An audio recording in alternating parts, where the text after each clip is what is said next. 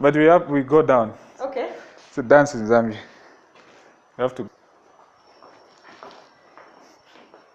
And what's the name of the dance? What's the name of the dance? I don't know. Let's do it. We are dancing for the environment. Okay. Hi guys, my name is Nelly. I'm the Kenyan girl doing stories of sustainable development goals. And today we have Billy Lombe. So he's going to tell us what he does in relation to SDGs and his eco journey. My name's Billy Lombe, but I love African names, so I always say Billy Mwansa Lombe. Mwansa, it's like my middle name, you know, my Zambian name. Then Lombe is my last name. You know, I come from the Bemba. I'm Bemba by tribe. You know, I'm so proud about it. They're the people who came from the Lualunda Kingdom, from Congo. You know, the Katanga region. I'm sure you know the Lualunda Kingdom. It was a big kingdom. I know even some tribes from Kenya. They came from that region, and some from Cameroon. Okay. Yeah. How many tribes do you have? In Zambia, we have about 73 tribes. So there are quite many than Kenya. More like that, so I thought we took Yes, down. yes. But the interesting part is that, you know, our population is lower than Kenya's population, despite having so many tribes. But there are 7 major languages in Zambia, which are spoken almost in all the 10 provinces that we have. So then we can start painting. So you can paint this one. Okay. Or this one. Which one do you prefer? Any. I'm okay with any. Tell us about you in relation with the SDGs. In 2006, you know, I founded this organization called Youth Environment Network Zambia. It was under the backdrop that, you know, most of the young people were not engaged when it comes to either, you know, MDGs or environmental issues at that time. You know, around 2006, we had the famous MDGs. You know, we decided to come up with an organization that can, you know, present the voices of the young people and just give a platform for young people. Contribute, of course, to the processes at the local level, because, for example, like most of the policies affect the youth. So whatever we're planning for today is for the young people of today who will be there in the next 30, 50 years. So it's very important that they come on the table and they give their voice, which is, you know, planning for their future. Right. And in most of the, what we used to see most of the times was that to see the older people, you know, planning for the young people, and they're not going to be there. It doesn't make sense. Yeah. But later on, like 2 years ago, we've been going through a transition. So now from being a youth organization, what we have now is we've created a center. We'll be training people in different things. So actually we did our launch last year in June, World Environment Day. Yeah. We launched what we call Center for Zero Waste and Development.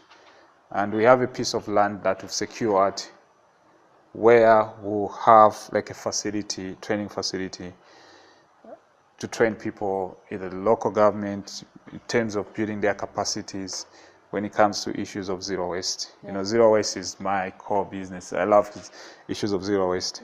And apart from that, we'll be training people in composting. I'm a trained expert in composting. So, you know, we can turn most of our food waste into compost manure. Of course, that's giving back to the soil. Yeah. You know, it's more like you have a bank account, so you have to put the deposits in there. That's how the soil works. Okay. It's sad that we are feeding our soil with these chemical fertilizers. And the chemical fertilizers, you know what they do? What do they do? They only fix the plant, but they don't fix the soil, you know. So they destroy our soil and they fix the plant. That is why most of the soil that you've used to just be depending on the chemical fertilizer most of the time when you want to plant your crops. But the goodness with compost manure, it feeds the soil and the plant. And the plant, which is really good. Are you a farmer? What's your background? You know, that's why I'm saying that, you know, when I was in DC, when I used to live in DC, I did a training on urban agriculture and composting. Yeah.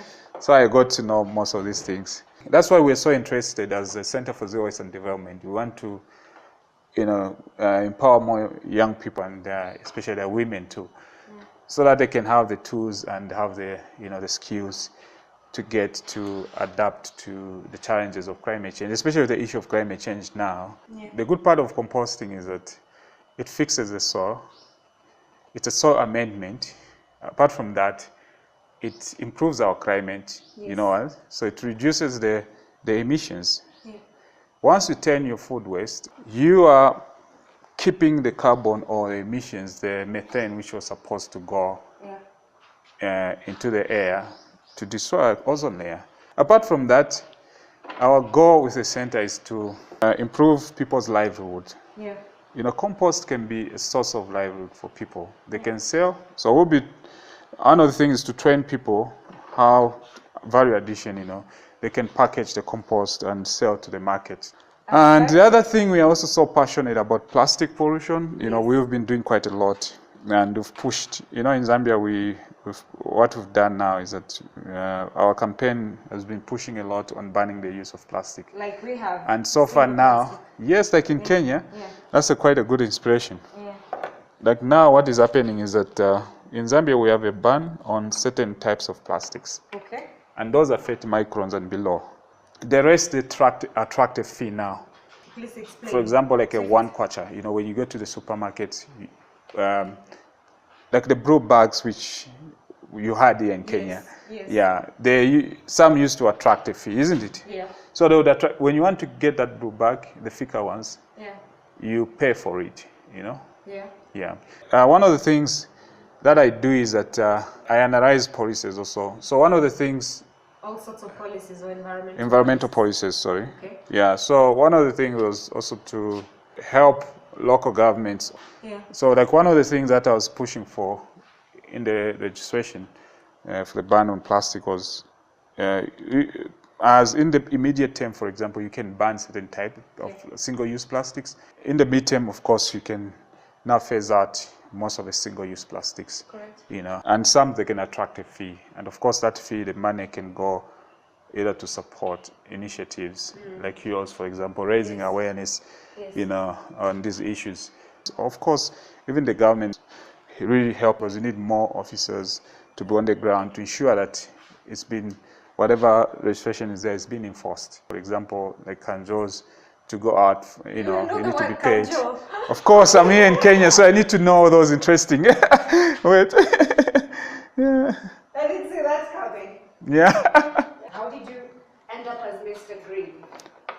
That's quite interesting, you know. What happened, you know, when I was growing up, I used to be that boy who used to take care of the surroundings, you know. Every time I'm, you know, be either in the garden or planting some trees around the house, and maybe making sure that, you know, the surroundings are clean. When you mentioned your organization, yes, you mentioned something about zero waste. Yes. Now, for most people, they don't understand what zero waste is. Yeah, that's interesting. A lot. I mean, we practice these things, but we are not aware that this is the zero waste concept. So could you please explain what a zero waste concept is, or what zero waste? That's a good thing, by the way. So, thank you. You say, let me just finish. Okay. Let me just finish. So what happens is that when you look at the zero waste concept, I'm not going to be too technical. For you to start leading a journey of reducing and making sure that preventing, emphasizing more on prevention, that is about zero waste. You know, there's too much emphasis on recycling. There's too much emphasis on, you know, resource recovery. What is the most urgent thing which will help you to, you know, break free from plastic, or just to get rid of a lifestyle of consumption, you know, consumerism, too much consumerism, because that pushes you to generate more waste, you know that. We, in Zero Waste, we emphasize more on prevention. Yeah, so, for example, the more we produce plastics, it becomes hard for us to deal with the issue of plastic pollution.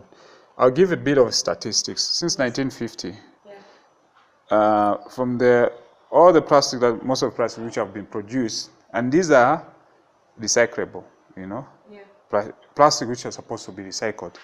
Only 9% have been recycled. Where is the 91%? in our food, blocking our waterways, in the oceans. Marine pollution is a very big issue. And those are some of the critical issues we are looking at UNEA, which I'm attending, the United Nations Environment Assembly. How can the governments, deal effective marine pollution? People don't realize that plastic contributes to climate change. For you to produce plastic, you need oil, that. So more oil, the more the plastics we produce, the more oil demand for oil, and oil is a fossil fuel. So that's the connection most with plastic and climate change. For example, if at a household level, in a week, maybe you collect 10 bags of plastic from the supermarket. Correct. Put up a plan for the next 1 year. We'll move from 10 to 2, which means that you are leading a path of zero waste. MDGs was a very big issue. And so unpacking SDGs can also be a truly interesting issue. But of course, it's, let me ask you something. You mentioned about what happened yesterday for International Women's Day at the UNEA, where there was a formation of women. I'm going to let you take over. Nawa? Yeah, so yesterday on the sidelines of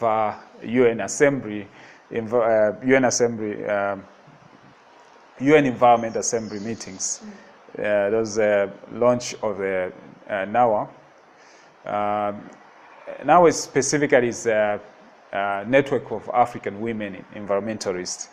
And this is more like a brainchild of Dr. Musonda Mumba. She works with UN Environment. She's heading the ecosystems department at the global level.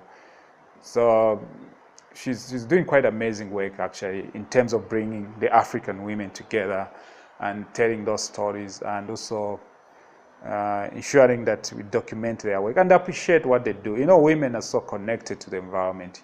So ideally, the NAWE was created to give platform for women, and also it came at the backdrop that sometimes you find in this sector you have very few women, maybe at the decision-making levels, deciding for the future of our environment or at that table. Yeah, so that's the purpose all about. And people like you, what you are doing an amazing work. You deserve to be a member of NAWE. Thank you. And to make sure that you're a member, because you are contributing to, you are doing an amazing work. And proud you for what you're doing, Now that you've spoken about it, what role can journalists play in ensuring climate change adaptation? Of course, journalists play an important role, like what you're doing, and especially with NAWE, you play a very critical role, and we hope to see that more women document. For example, the Network of African Women Environmentalists. What I see, just to speak not from my side, because I've led quite a number of movements in Africa, and it's important. Journalists play a very key role in terms of, telling the better stories, and of course, especially the narratives which are usually there. There's a lot of things that African women are doing, but they're not documented. Exactly. They're not documented. So it's so you play a very key role in terms of documenting those stories and making them available to people there to know who is doing what. For example, look at Wangari Maathai, may also rest in peace. Because of the journalists, the people who documented her work, we still talk about her, and we're so happy about her amazing works that she has been doing, and of course she left a legacy to us. So the journalists can play a very important role when it comes to that, ensuring that the information is up there, and most of the information which is there is for either from the West or which is really not good. And I think I'm more of a Pan-Africanist, and it's more important for us to tell our own stories as Africans. And I have a lot of friends in this field, like Tai Balogun. I'm sure you know Tai Balogun. No, I don't. He's a filmmaker. He has also been pushing around this issue of how do we, and bringing artists together. They just had an event in Tanzania recently. You know, so I think we need more of such platforms for people to come together as Africans and tell our own stories, you know. So no one will tell our stories. People know bad things. Okay, thank you guys so much for watching. If you've not subscribed, please subscribe and follow Billy Lombe for more environmental stories or events. Just follow him to understand better how the environment is being protected. Yes. Yeah, so that I really hope you enjoy this video and thank you for watching. Thank you. Have a super green time. Yes, super green life.